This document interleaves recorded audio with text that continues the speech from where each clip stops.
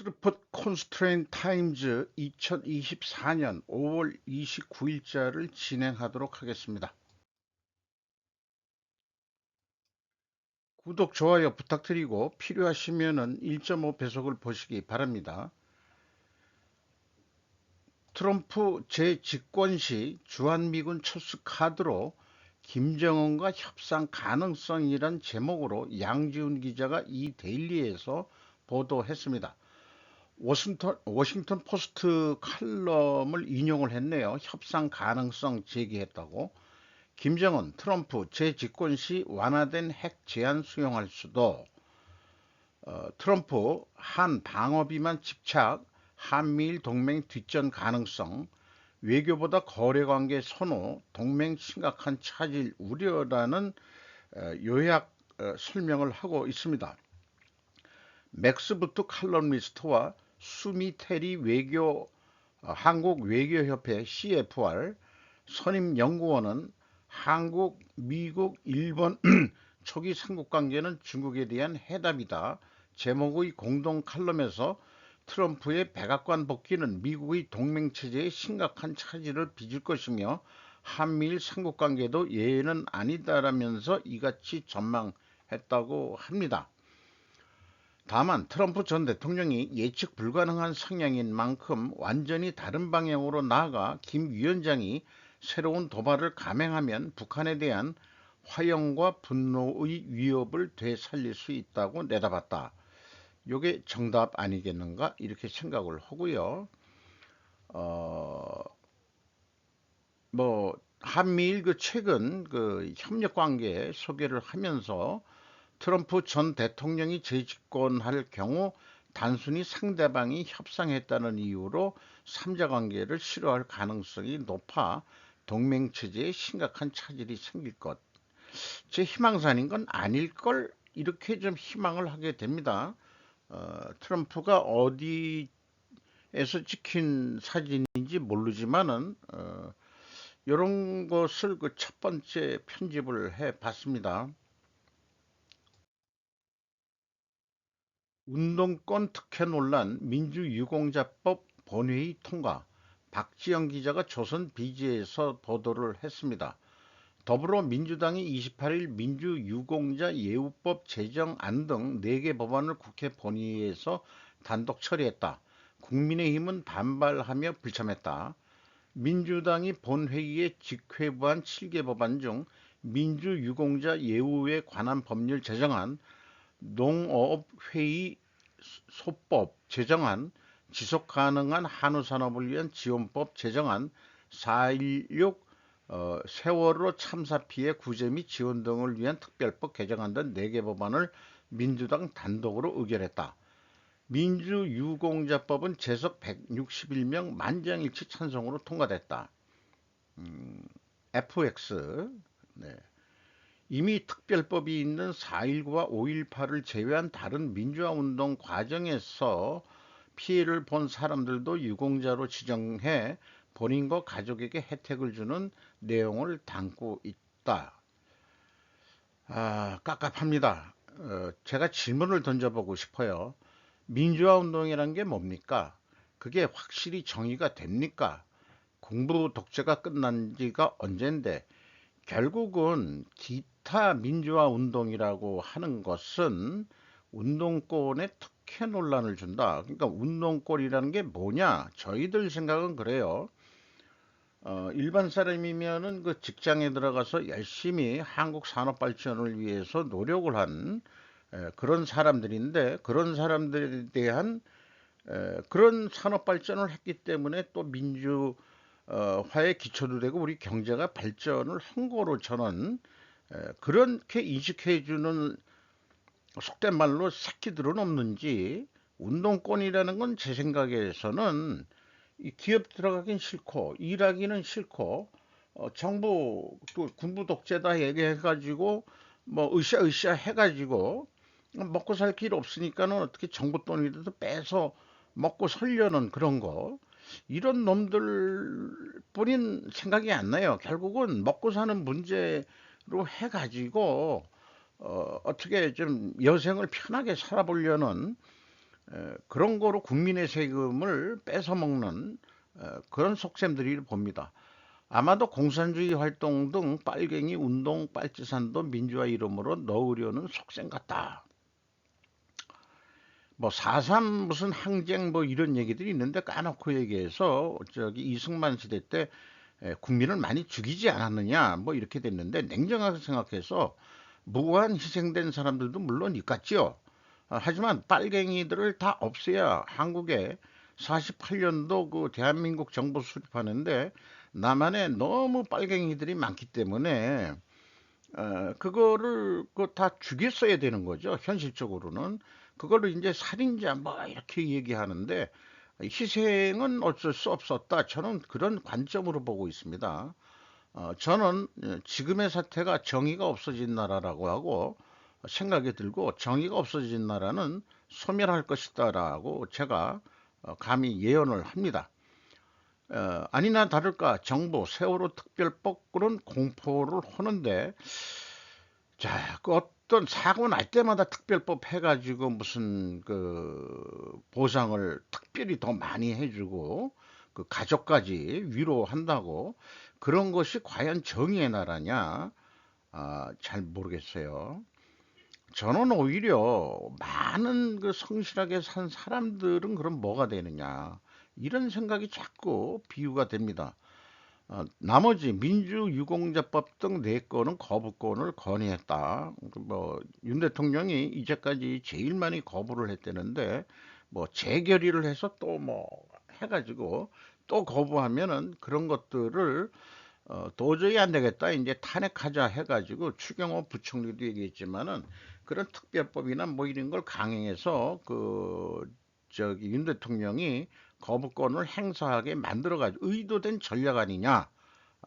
막 그냥 거대해야 되니까 뭐, 뭐 그냥 말도 안 되는 법 막 통과시켜가지고 거부권을 행사하면은 그 거부권 행사한 것이 과연 이 국회를 무시하면서 그런 자가 대통령이 되겠냐 하면서 또 그 누구의 이해찬 2년 제 선배인데 이해찬인가 윤 대통령 그 저기 잔여 기간 너무 길다. 의원들한테 그렇게 또 이렇게 사주를 하고 그런 뉴스가 있었어요. 2년 선배라는 얘기는 왜 했는지 몰라. 아이, 참. 중학교 2년 선배입니다. 한국에 투자하세요. 옷깃을 여미고 재계 총수들. 요건 제가 제목을 붙였습니다. 기자가 붙인 이름이 좀 영 마땅치 않아가지고 추동호의 이명 매일경제에서 보도를 했는데 사진 찍힌 게 전부 다 옷깃을 여미는 단추 채우고 예의상 그렇죠? 어떤 높은 사람 만날 때 단추 풀고 들어가면 안 되는 거죠? 예의가 있는 나라예요. 이 한화 요 누구죠? 김동 누구지? 그 한화 그 삼형제 중에 하나겠죠? 이채영, 최태원, 정의성 등 재계접견. 한화 이 사람 이름도 좀 써주지. 정기선 한국조화하고 같이 하자고 해. 방시혁, 김탁진 등 엔터 업계도 만났다. 그 28일 무함마드 빈 자예드 알 나흐얀 아이고 이름도 기네. 아랍에미레이트 대통령과 면담을 갖고 다양한 협력 방안에 대해 논의했다. 인공지능과 친환경 프로젝트에 대규모 투자를 진행 중인 아랍에미리트와 국내 기업 간 파트너십을 공고히 해면서 국내 기업들의 중동 시장 진출이 가속화될 것으로 전망된다. 일본 패싱하고요. 중국 롯데 호텔에서 만났대요. 그 사우디 그 빈살만 왕세자도 그 롯데 호텔에서 묵었죠. 또 방시혁 하이브 의장과 김택진 NC소프트 대표, 조만호 무신사 총괄 대표 등 무신사가 뭐 하는 데지?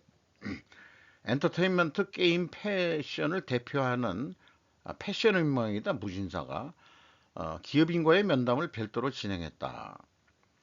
아랍에미리트는 무바달라 아부다비 투자청 그다음에 뭐 두바이 투자청 등 해서 3대 국부 펀드를 가지고 있어서 운영 자산 규모만 모두 그 380조 원에 달하는 글로벌 13위 국부 펀드다. 그 이런 펀드들이 많이 투자하고 뭐 하는데 한국에도 투자를 많이 해주시고 또 뭐 이런 얘기도 했겠죠. 사우디 왕세자도 롯데 호텔에 있었으면 나도 롯데 호텔이지. 보이지 않는 곳에서 시간 스케줄 짜는 사람들의 성과다. 이, 이 보면은 이 스케줄을 어떻게 잘 맞춰가지고 사전에 이쪽 이 재계에 있는 사람들도 이 사람들이 운영하는데 보좌진이 있겠죠. 그 스케줄 짜고 정부하고도 스케줄 짜고 뭐 이렇게 하면서 그 하는 것들이 참 저는 그 뒤에서 일하는 사람들이 진짜 애국자라고 생각이 드네요. 어, 전투기 띄워 호위하고 창덕궁 산책 윤 아랍에미리트 대통령 특급 예우 김동화 기자가 조선일보에서 보도를 했는데 이게 그 비행기 올 때 뒤 네 대가 호위를 했습니다. 아유 이거 뭐 대단한 예우네요. 무함마드 대통령은 윤 대통령과 김건희 여사 내외의 환대의 사의를 표하고 방한 일정과 성과에 대한 기대감을 표했다. 29일 대통령실에서 이제 공식 정상회담에 앞서 열리는 공식 환영식에는 공군 특수비행팀 블랙 이글스가 축하 비행에 나서고 전통 의장대와 치타대 100명, 아크 부대원 500여 명, 어린이 환영당 130여 명이 참여한다.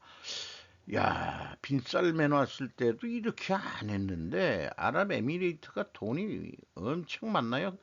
또 우리나라 원전을 진짜 처음 발주준다니까 한국하고 또 좀 그러니까 우리나라에서 중동하고 거래를 안 하면은 또 우리도 생존을 해야 되니까 이스라엘하고도 좋은 관계를 가져야 되지만은 그 이스라엘 편을 좀 들 수가 없는 그런 상황도 이스라엘 쪽에서는 좀 이해를 해줘야 되지 않을까 싶어요. 협조할 건 협조하고 기분 나쁜 건 기분 나쁘더라도 우리나라는 또 이스라엘하고 또 좋은 관계를 가져야 되지 않겠냐 저는 그런 생각을 자꾸 하게 됩니다. 옆에 그 따라붙어서 그 수행하는 사람은 아마 통역관인 것 같습니다. 이분들도 바쁘시네 진짜. 근데 다른 사진을 보면은 창덕궁에 갔을 때 전통가옥에서 뭐 예를 하고 뭐 하는 모습도 이렇게 보여주고 사전에 그 이 스케줄링이 꽤 잘 돼 있어가지고 이 아랍에미리트 대통령 무함마드 대통령한테 아주 그 감동을 주려고 연출을 아주 많이 했어요. 그러니까 이 정치라는 것도 엔터테인먼트 연예 기획사 하는 만큼의 이거를 잘해야 되겠죠. 문재인 정권 때 그 누구의 그 친구가 그 모든 거 행사한 그런 친구 애들이 엔터 기질이 있었다고 그러죠. 그런 것도 좀 잘해야 될 것 같긴 같습니다.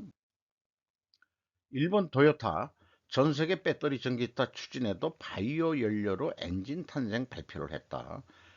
각계야마 유리 AP통신에서 보도를 했는데 뭐 굵은 글씨만 읽어보겠습니다.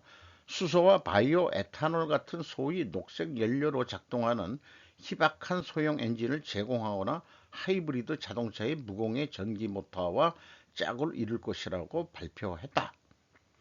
자, 남들은 다 전기차 한다고 아우성인데 토요타만 하이브리드하고 뭐 이런 바이오 연료 이런 쪽으로 차별화해서 그 전략적으로 나가고 있습니다. 도요타의 사토고지 최고 경영자는 엔진은 전기화 시대에 최적화된 것이라며 전 세계를 탄소 중립으로 밀어넣는 데 도움이 될 것이라고 말했습니다. 필연적으로 다가오는 엄격한 배출 기준을 충족하도록 설계된 생태 엔진을 준비하고 있는 국내 협력업체인 수르바와 마스다 자동차가 다중경로 워크숍으로 불리는 도요타의 프리젠테이션에 합류를 했다. 근데 전기차를 팔면은 전기를 쓸 수 있는 데니까 산업이 발전한 데는 그런 전기차가 팔아야 되겠지만은 도요당의 경우에는 여러 그 전 세계 나라에 파는데 이 산업이 또 그렇게 발전이 안 된 데는 전기차가 또 안 먹힐 거니까 자기네들은 이런 거로 또 한다는 그런 얘기도 들어가 있는 것 같습니다. 그래서 관련된 뉴스하고 연결이 될 것 같은데 결국 토요타 얘기를 하고 있어요. 이 기사는 일본 기업이 80년대 영광 되찾으려면 무엇이 필요한가? 노골적인 일본 때리기. 유럽과 중국에 맞서야 한국하고는 협동을 하고 그런 거를 좀 추가로 좀 붙이지. 와사대 대학 비즈니스 스쿨의 오사나이 아스시 교수는 기술자가 기술적으로 올바른 것을 말하는 것만으로는 비즈니스가 되지 않는다. 그것을 기업도 정부도 이해한다. 반도체 역전 전략이라고 니혼 게이자 신문 출판을 일부를 재편집했다고 소개를 프레지던트 온라인에서 편집을 해서 소개를 하고 있습니다.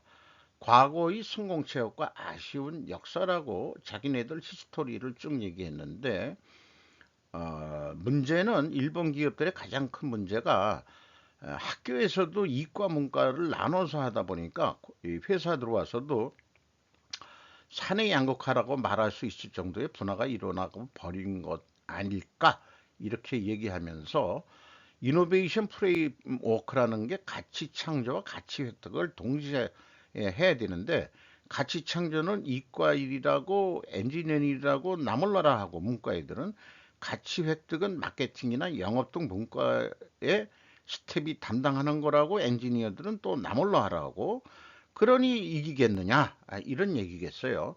기술 이기고 비즈니스는 지고 소니의 베타 방식이 기술적으로는 좋았는데 결국은 졌다 이거예요. 음, 그 좀 기술적으로 잘 안 돼도 국제 표준에선 밀렸다는 얘기죠. 그래서 국제회의에서 논의 못 들어간 이유를 그렇게 얘기를 하고 있는데 결국은 그거를 뭐라고 그러는데 디토 뭐라고 하던데 그렇게 되는 것이 그 표준이 된다 이런 얘기예요. 구미 참가자들은 엔지니어보다 오히려 마케팅이나 경영 전략 담당 멤버의 발언이 더 강하고 뭐 이런 등등으로 해서 국제회의에서 일본이 그 왕따 당했다 이런 얘기예요. 이 장면을 봐도 기술만 좋으면 고객은 따라준다라고 하는 일본의 제조업의 순수함라고 하기보다 응석으로 볼 수밖에 없지 않느냐. 미국이 일본이 미국에겐 반도체 제조 기술이었지만은 잘 나갈 것 같으니까 1980년대는 일본의 시대가 됐는데 이 시기는 반도체가 강하다는 반도체 메이커가 강하다는 플러스 반도체 제조 장치 메이커도 강하다는 수직 통합의 시대였다. 이렇게 되는데 그 일본도 일미 반도체 협정을 경계로 하강을 나락으로 떨어졌었다. 그래서 각국에 뒤지는 상태가 됐다. 거시적으로 볼 때 일본이 1위를 차지하고 있는 시장은 실리콘 웨이퍼나 일부 부재만 남아있다. 유럽은 EV로 토요타 전방위 전략이라고 이렇게 제목으로 토요타 자동차는 물론 EV도 생산하지만 그렇게 활성화되어 있지 않죠. 하이브리드 차나 연료 전지차, 수소 엔진차 등을 개발도 실시하는 전방위 전략을 취하고 우리나라도 사실 뭐 토요타하고 약간 비슷하지 않을까 저는 생각을 해요. 전력 인프라 사정이 나쁜 시장을 많이 갖고 있는 그런 토요타는 같을 수가 없다. EV로만 다 갈 수는 없다. 제가 얘기 듣기로는 현대도 전기차만 하는 건 아닙니다. 하이브리드 지금 하고 있고 뭐 미국에는 수소 트럭 이런 거로 또 그 도전을 하고 있죠. 오늘의 EV는 반드시 환경에 좋지 않다. 왜냐? 이게 수명이 다해서 폐배터리의 회수, 재활용, 처분 등의 목표가 서 있지 않고 장래 대량의 폐기 배터리가 생겼을 때 환경 보호를 생각하면 일률적으로 EV가 환경에 좋다고는 말할 수 없습니다. 그런데 저는 요거 우리 폐배터리 생기면은 우리나라에는 아주 유명한 제련 회사가 있는데 거기에서 다 처리해 줄게. 그래서 자원 재생산을 해내면 된다 이게요. 아예 그런 사업을 헐 각오를 가지고 있는 거로 그렇게 뉴스를 보면은 그런 생각이 들어갑니다. 그러니까 우리나라 전기차 많이 해가지고 폐배터리 많이 나와도 겉에 거가 뭔지 모르지만은 재활용 해가지고 각각의 물질을 다시 재회수할 수 있는 그런 능력이 있는 게 한국에 있다. 그런 산업이 있다. 재련업이 있다.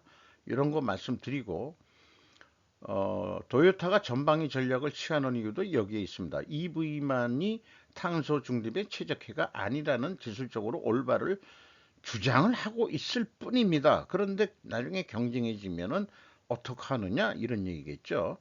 도요타 정론 왜 받아들일 수 없나?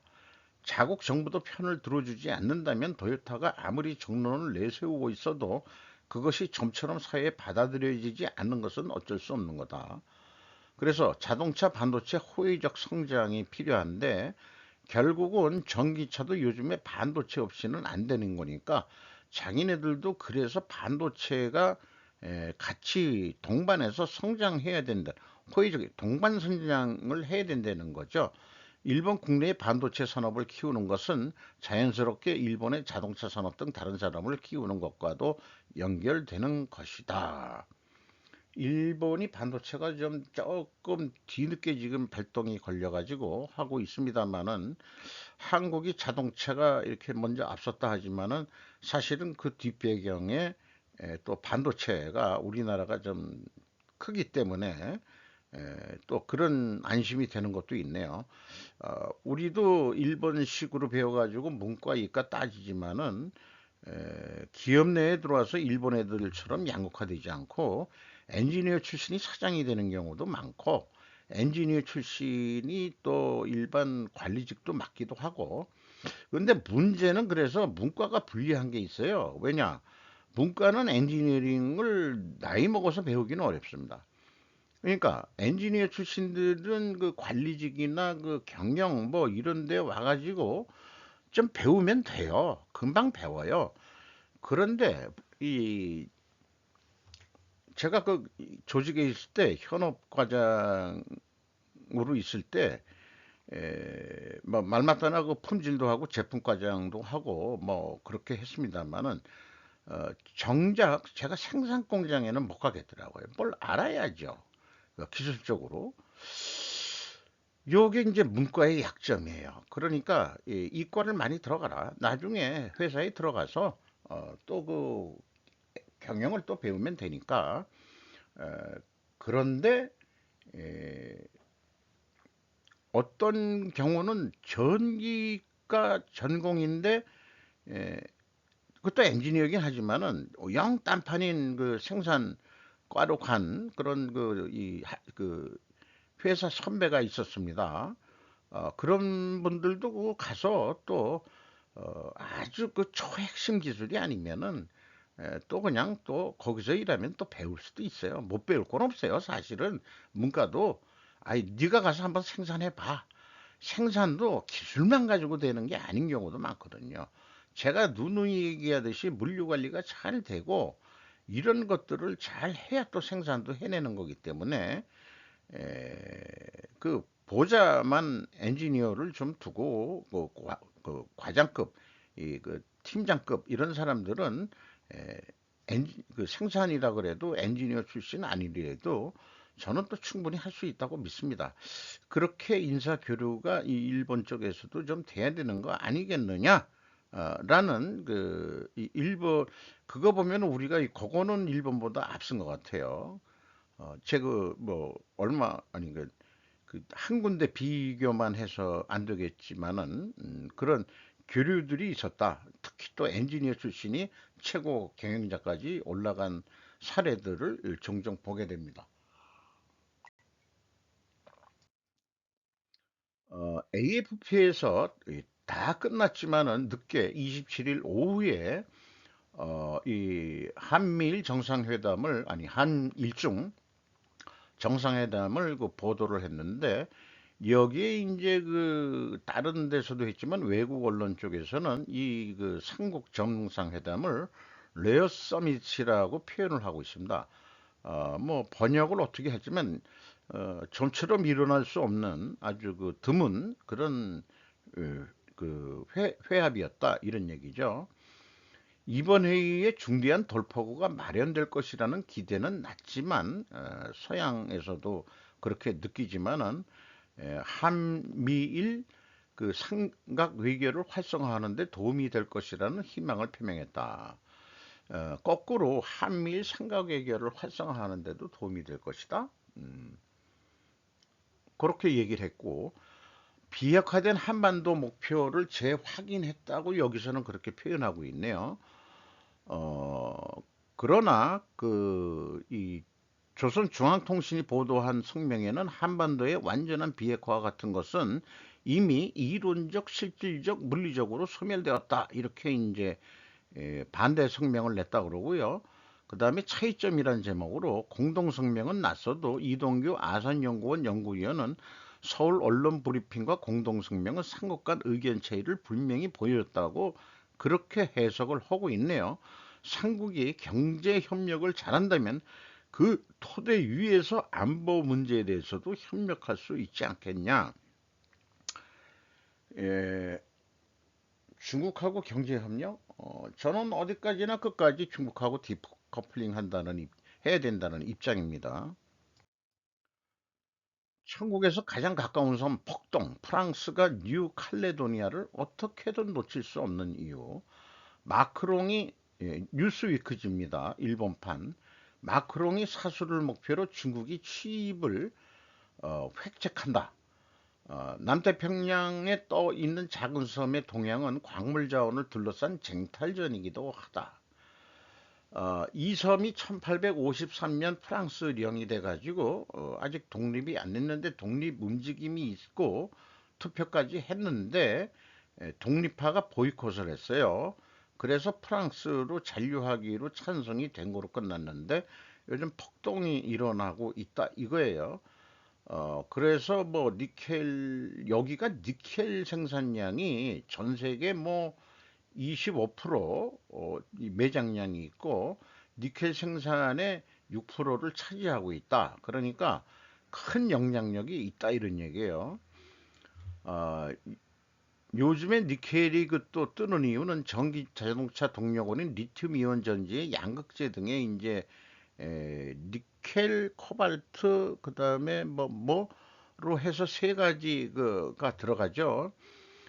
압도적으로 많은 수요 70%는 스테인 강이다. 그럼에도 불구하고 어, 뉴칼레도니아의 보니 암보와 코니 암보 강산에 있는 두 개의 대규모 니켈 제련소는 스테인레스 강 생산에 필수적인 니켈철 합금 공급으로 세계 시장 점유율의 4분의 1에 가까이 차지한다. 25%. 우리나라도 그 스테인레스 스틸 만들려면은 그 니켈 이 필요한데 이런 데서 좀 가지고 오는 모양이죠. 니켈 자원의 전략적 중요성 이런 가운데 중국이 이제 전기차를 왕창 지금 만들고 있으니까 니켈이 많이 필요하니까 중국의 야망의 그림자를 지금 들이우고 있다 이런 얘기고요. 그 다음에 그 현재 니켈의 전 세계 생산량의 반 정도는 인도네시아에 크게 의존하고 있다 그러네요. 인도네시아 애들이 목에 좀 힘이 들어가는 이유를 알겠네. 우리나라도 뭐 인도네시아 가서 뭐 이것저것 많이 하고 뭐 그러고 있습니다만은 그런데 니켈 광산을 누가 운영하느냐? 스위스 자원대 기업 글렌코어. 글렌코어 이름을 제가 들어봤어요. 글렌코어 어디서 들어봤어요. 음, 여러 기업들을 분석하다 보면은 그 원재료 수입 써놓는 그런 칸에서 좀 본 것 같습니다. 근데 자관 이 니켈 사업 철수 결정을 했답니다. 왜냐 채산성이 없다. 그런데 이런 독립운동이다 뭐다 해서 막 해가지고 니켈 가격이 올라간다면은 현재 니켈 시세에 매우 취약한 상황에서는 혼자 흑자 전환은 바랄 수 없다.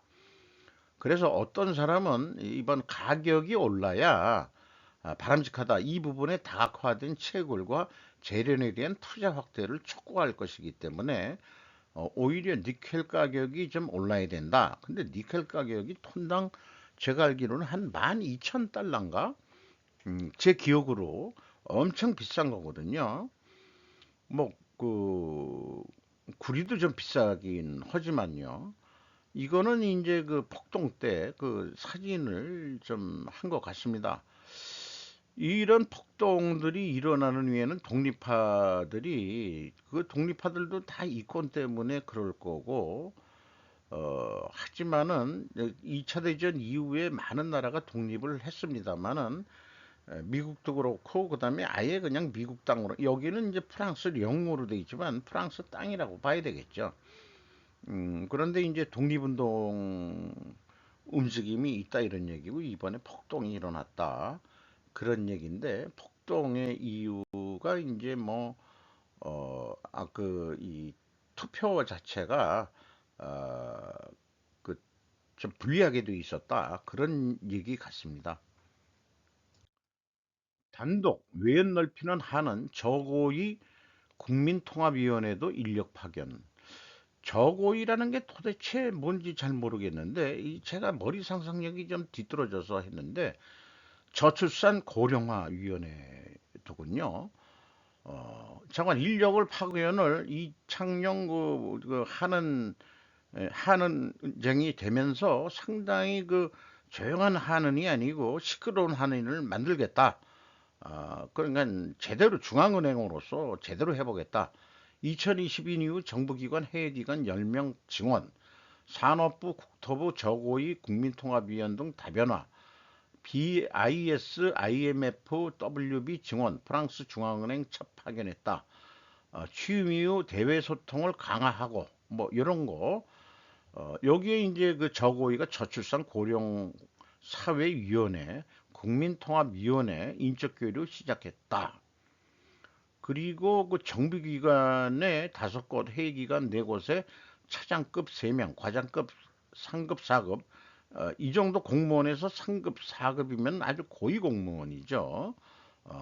그래서 해기관, 정비기관 14명, 해기관 18명 많이 파견을 했다. 또 국회 예산처에도 처음으로 파견을 했다. 그래서 한은이 정부 예산과 관련해 조언할 수 있는 입지를 다졌다는 점에서 긍정적이라는 평가를 했다. 제가 뭔 일이 있어서 국가 예산 정책처 회의 때 어떻게 좀 그 회합실을 잘못 모르고 들어간 경우가 있는데 마침 그때 그 내년도 예산안에 대해서 여야 그 그러니까 모여가지고 하는 보좌관들이 모여서 하는 회의였는데 그 하나 좀 얻읍시다 했더니 아직 언론에도 안 나간 건데 아니 기왕 여기까지 왔는데 저기 좀 그 좀 봅시다 했더니 거기 책임자가 아예 한 권 드리세요. 그래가지고 제가 정부 예산이 어떻게 이렇게 그 수입이 뭐고 그다음에 지출이 뭐고 하는 것을 한번 본저 지금 자료가 어디 저기 그 뒤에 저쪽 어디에 그 어디 박혀 있을 거예요. 뭔가 제 인생하고 크게 관계가 없기 때문에 이런 거구나. 아, 그때 그 정부 예산 규모가 얼마였는지 지금 기억이 잘 안 나네요.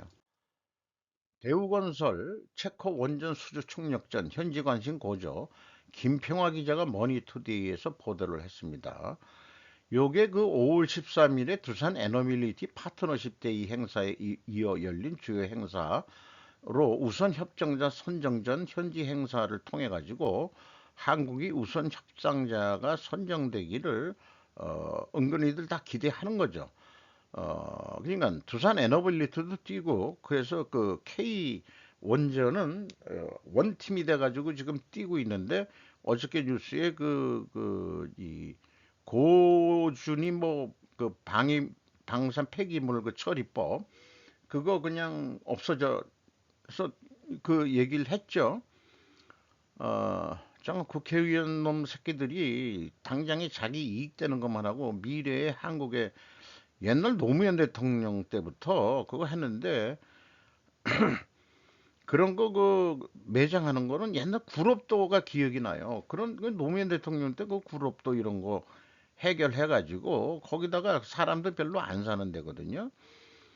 그런 데다가 이거 핀란드 같은데 어디 저기 그 먼 데다가 지하 그냥 몇백 미터 내려가 가지고 아주 튼튼하게 뭐 저거 그런 뉴스도 나온 적이 있는데 우리 한국 정치인 새끼들은 진짜 뭐 하는 새끼들인지, 잠깐 우리가 원자력이 그 좀 필요하고, 그걸 중국도 원자력 발전소 엄청 많아요. 그런데 원자력 발전 반대하고 어쩌고 저쩌고 뭐 친화 환경주의자들은 전부 다 요즘 보는 빨갱이로 보인다 저는. 자꾸 그렇게 보이는데 어떻게 해요? 환경 얘기하면 빨갱이 같아요. 우리나라에서만 그런 생각이 들어요. 어쨌든 한국 수력 원자력은 지난 4월 29일 체코전력공사에 체코 신규 원전의 최종 입찰서를 제출했다. 그 원전 기술에 그게 뭐 웨스팅하우스 있는데, 웨스팅하우스를 그 일본 도시바가 인수해가지고 낭패가 돼가지고, 아이고 죄송합니다.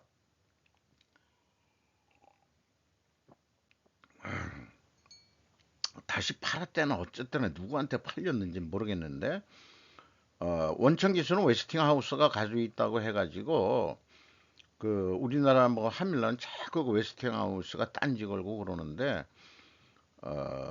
야 미국 좀 그러지 말라고. 어? 그 우리 한국형으로 조금 우리 또 조금 개선하면은 특허가 달라지는 거 아니야? 특허가. 그거 왜 이래 이거 선수끼리. 좀 선수끼리 진짜 이거야말로 왜 그러냐고. 우리 협조할 건 또 협조하고 그래야 되겠지만은 이상 마치도록 하겠습니다.